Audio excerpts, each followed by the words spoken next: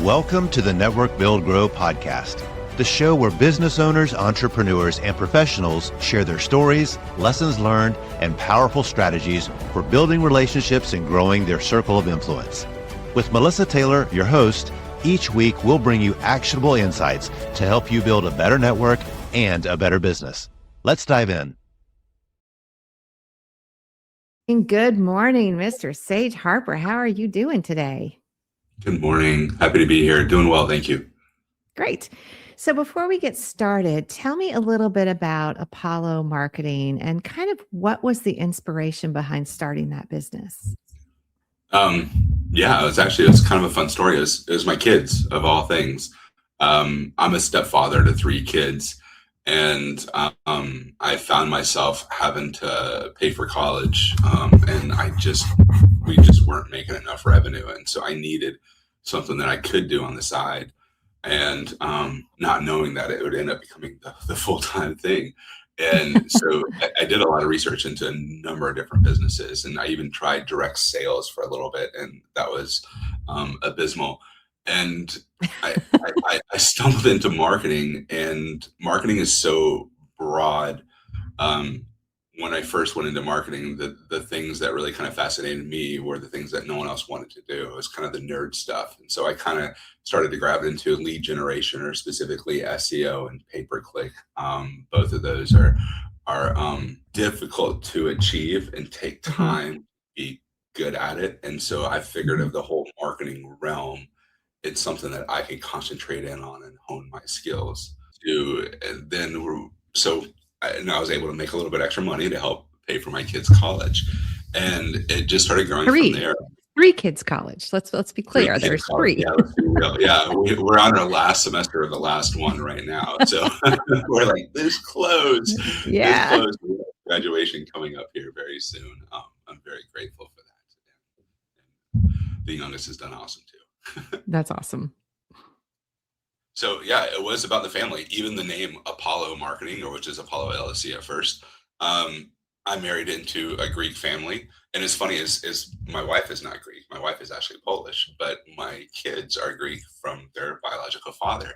And my son was huge into Percy Jackson. And when you look at the whole Apollo chariot going across the sky, helping pull the sun across the sky, I was like, okay, that's cool. I can help businesses achieve their goals. And so it was kind of just natural.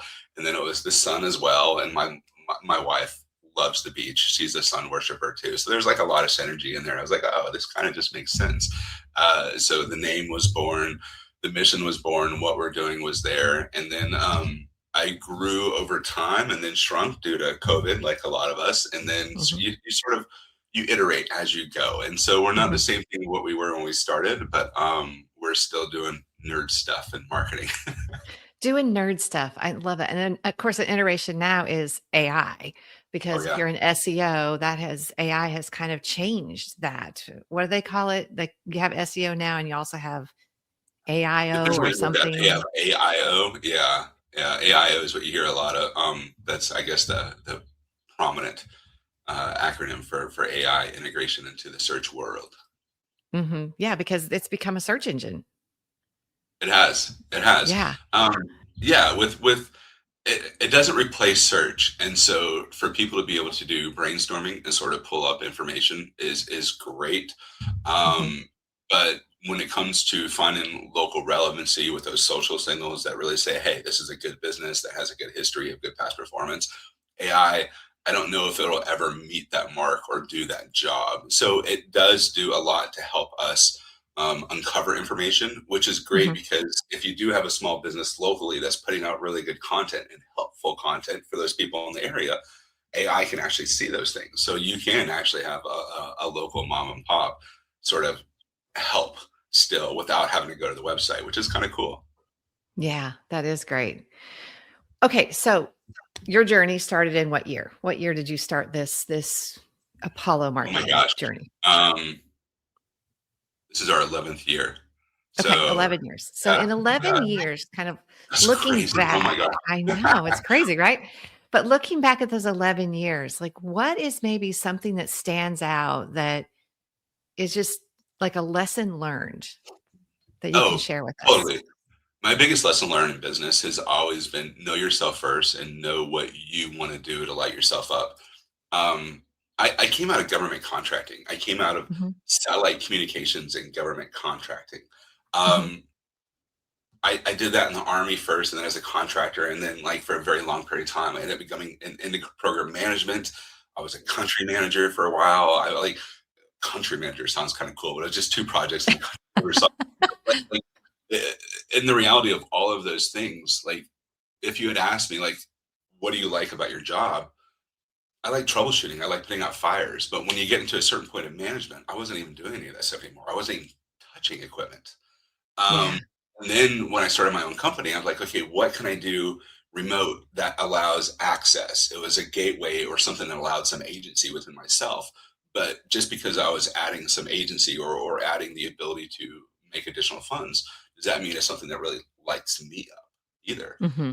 I'd say over everything in business, I'd say um, no matter what you want to do, ensure that it's something that lights you up and is sustainable for yourself. Because if it becomes a chore, you're going to get mad at your money and you're just going to be like, oh God, oh man, I just don't want to be doing this anymore. And it can be very, very frustrating. You can find that cognitive dissonance in yourself. And you're just like, I'm just grumpy at work and I don't know why. Or you feel like I need to forklift my whole business and change the whole thing. And sometimes it's okay. Sometimes Yeah. that's right. Hmm.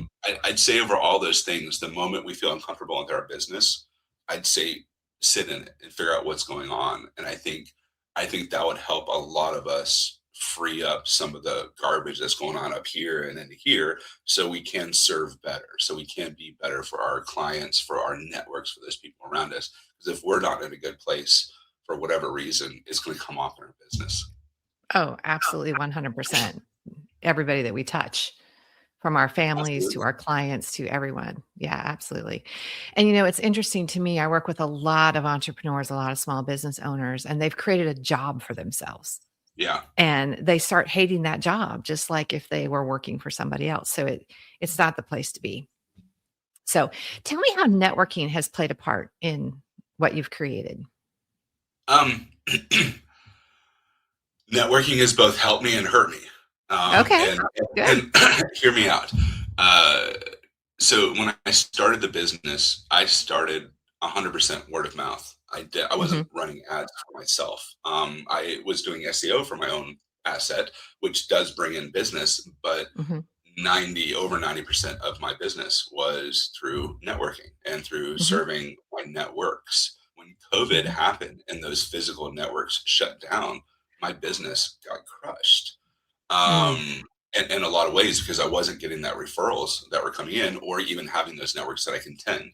Even at a virtual level compared to in person, networking has never been, for me at least, never as strong as it was in the beginning versus physical networking, which Hmm. is okay.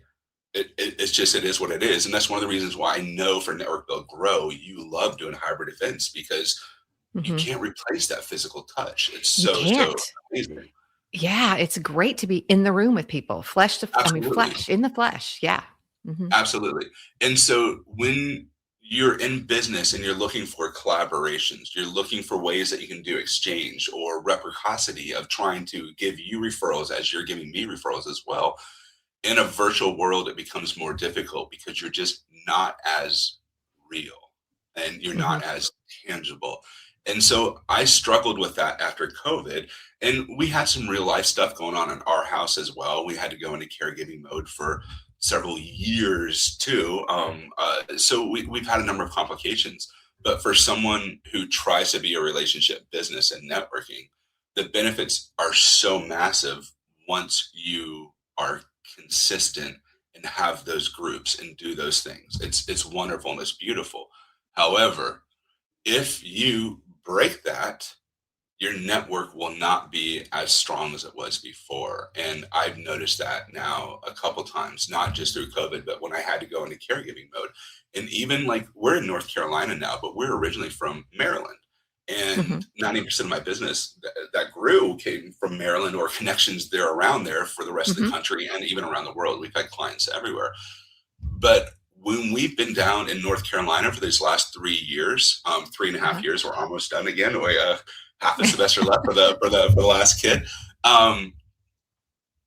Not having a base or not having network or not having grow that over these last 3 years, I've noticed it considerably, and it's hurt my business so bad, so bad. Yeah.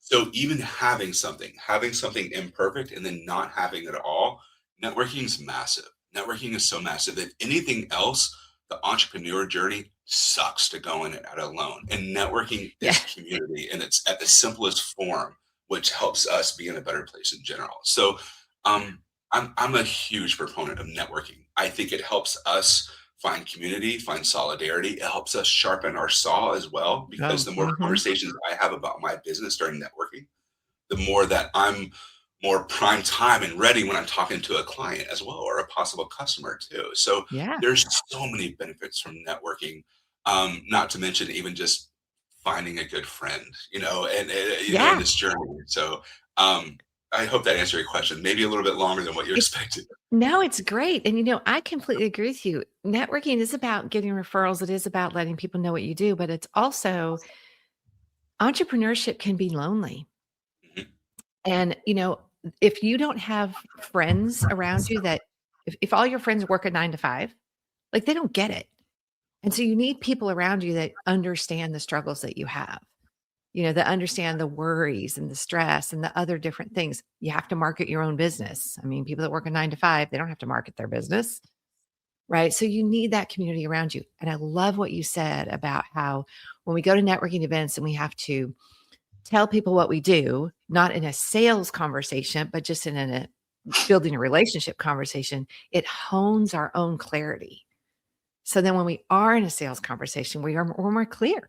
We have stronger clarity around what we want to say. Absolutely. We've had a lot of these interviews and no one has ever mentioned that. And that's just brilliant. Brilliant. It was worth the time we were here today. Chilly February morning. Here we are.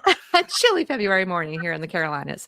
So tell me, when you go networking, I'm going to assume I already know the answer to this question, but you would say, if I asked you, is it quality or quantity of networking, which would you say?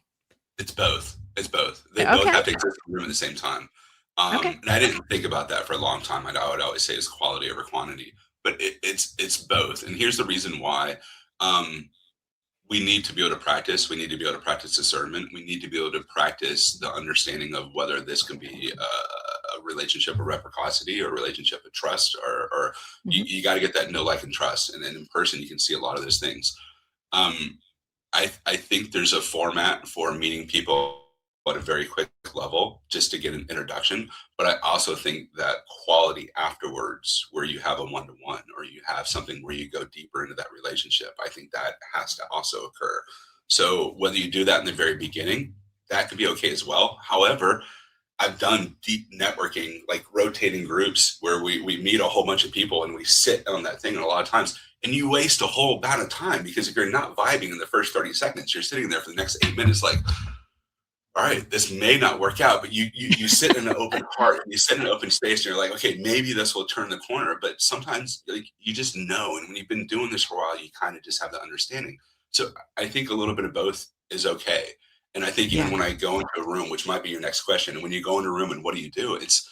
I always look for those people that are engaged, and I want to talk to them, but it doesn't mean I gravitate right to them right away. I will still meet the room and try to understand who the room is on there. And even like the grumpy ones, I'll probably get attracted to them. It's like, hey, let me see if I can get a smile on someone's face, and just because it's a challenge, right? But those people who are engaged, those are the ones that I'll have the follow-ups and the one-to-ones with afterwards. And those are the ones that I'll try to go deeper. I still will open it up to those people who are maybe a little more surface level and see if they'll meet you halfway. But a lot of times it's not in good faith. It's sort of like a checkbox to say, oh yeah, sure, I'll have a one-to-one. And you can kind of tell their heart's really not into it. So I hope that it helps answer the question. I do think it's a little bit of both. And I think if we go just quality, I think we may close ourselves off to possibilities other ways. So it's kind of hard. You kind of have to let it unfold a little bit. Yeah, you do. I like how you said, you're sitting with somebody for maybe 5 to 8 minutes and you're hoping that the conversation will turn a corner to where you can see this might be a beneficial relationship to build or not. And it's hard to gauge that in the first time you meet them. So hopefully maybe you'll see them again, maybe at another event, maybe then it'll turn a corner. I mean, everybody has a bad day, right? So they might just be having a bad day. So you also have to give And I people don't a want to little make grace. fun of a certain business sector, but you do know the business sectors where you walk into a room and they look at you up and down right away, and they're like trying to gauge you on what's there. And those are the conversations I don't want to have. I want to know Me what's too. in here and in here for the person. I don't care what they Mhm. look like. I don't care what you're wearing. I don't care any of those kind of things at all, because there's just genius everywhere, and there's so many great people all over the place. Until you get that chance to Mhm. have the conversation, you just don't know. And you're right, when Mhm. you're having the conversation, it's just not going very well, and you're like, man, we're like oil and vinegar here, what is going on? You're just like, okay, let's find that commonality, let's find whatever that thing is, because there's a way we can still find emotional connection at something. Yeah. And Mhm. it doesn't mean, just for everyone to understand, the biggest thing about networking, it doesn't mean that I'm going to get something out of them. You never Right. know who knows someone else. You never know who in anything. And you don't know that by age. You don't know by that what they're dressed as. You don't know by that anything Mm-mm. else. You just have to get in there and try it, right? You just have to get in there. You just have to get in there and just, yeah, just talk, talk, Yeah. talk. Be present, I would right? Hold space. be That's all you present. got to do. Absolutely. And it just drives me crazy when people go in with a transactional mindset Yeah. instead of just a relationship building mindset. Yeah. Hmm. I agree. I Okay. agree Yeah. wholeheartedly. If you network for your business, you already know follow up is everything when it comes to growing relationships and driving success. But here's the thing most of us want to follow up well, we just get stuck. Staying consistent, keeping it personal, making it stand out, it's hard. That's why I use NetEffect.io. It makes follow up simple, cuts through all the noise, and helps me stay on top of every relationship without dropping the ball. I never miss a follow up, and honestly, my network wouldn't be the same without it.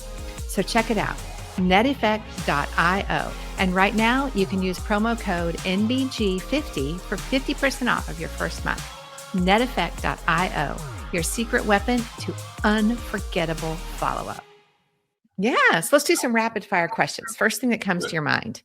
How do you start a conversation with people that you've never met at a networking event? How are you doing today? How are you doing today? Okay. Yeah. So I'll Yeah. introduce myself and then how are you doing today? If we're going into a conversation, I don't know the person. I want to know maybe what kind of baggage that person is going into the conversation. So I do want to know, how's your day going first. If their day is going amazing, then that's something that we can share and maybe we can find some commonality versus, if anything else, just sharing your success of what you've had for great today. If it's something that's not going great, then let's commiserate together and let's see if I can understand and empathize with what's going through you, but it gives me a baseline for what you're coming in the conversation with. So I love just doing a quick check-in. How's your day going? That's wonderful. Okay, so now you're in this conversation where you're oil and vinegar, oil and water. It's not really jiving. You've got an open heart. You're trying. They seem a little closed off, whatever the situation is. How do you gracefully exit the conversation? I just thank the person for their time and thank you. You exit the conversation, even if it's a great conversation or if it's bad. Always open the door, leave the door open for the person to let something else come through, because you don't know if they're just having a bad day. You Yeah. might not be vibing with that person. It might be nothing else other than that person's animal, their pet at home is sick, but they Hmm. don't want to talk about it because they feel like weepy or something, and they just, whatever else. You don't know. Even when you ask what's going on, you don't know what's being presented on there. So I always try to at least leave the door open and say, hey, if you ever want to chat again, I'll send you a summary and it has a link to my calendar.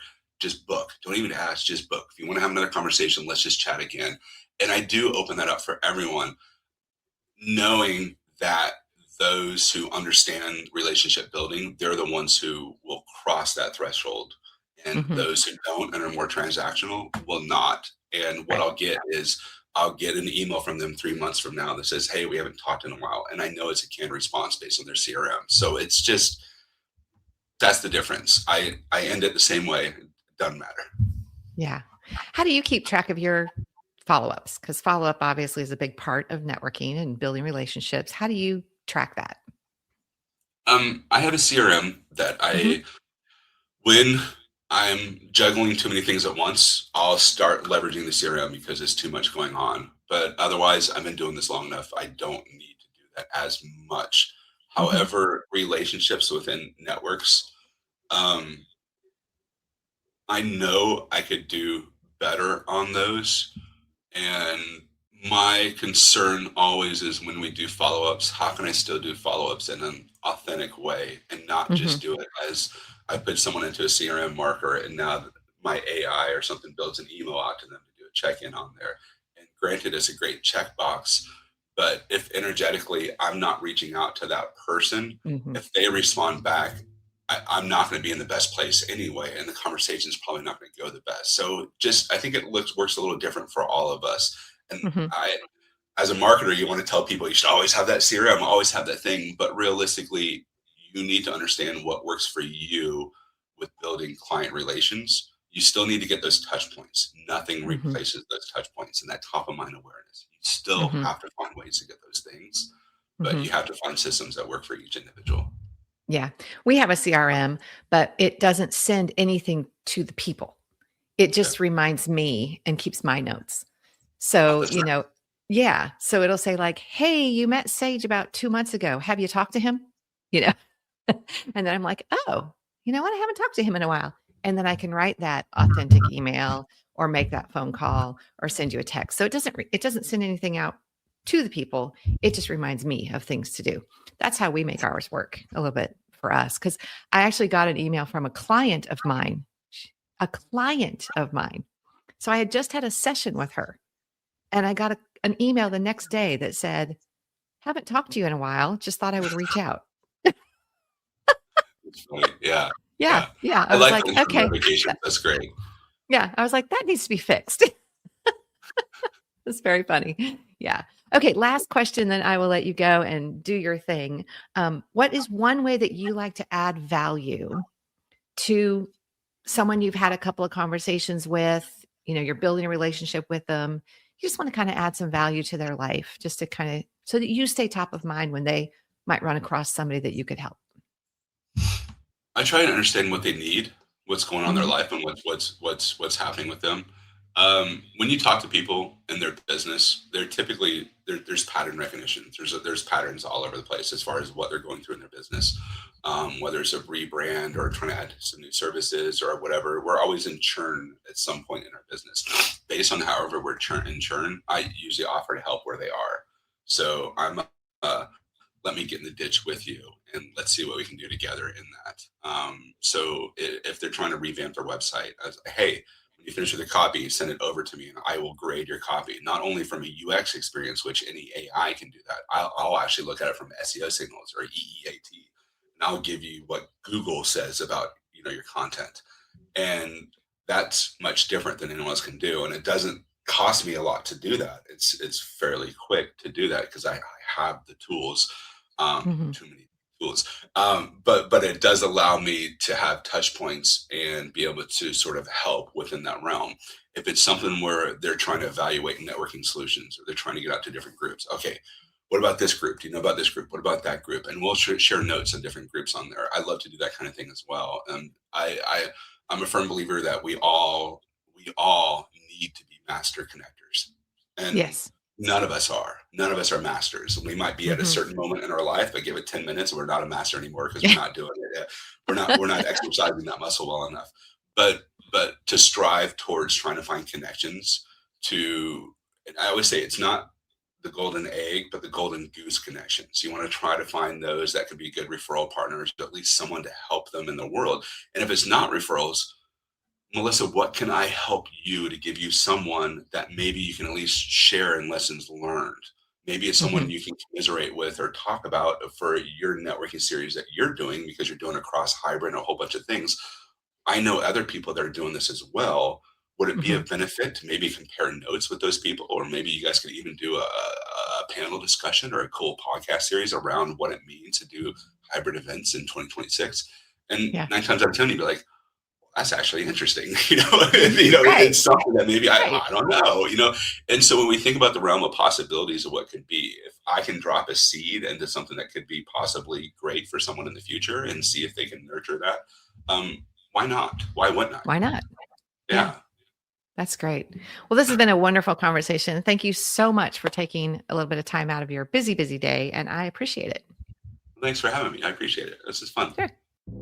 Thanks for tuning into this episode of the Network Build Grow podcast. If you enjoyed today's conversation, be sure to subscribe, leave a review, and share it with a fellow entrepreneur or professional. And of course, if you're not yet part of our community, visit networkbuildgrow.com to connect with us. Until next time, keep building and keep growing.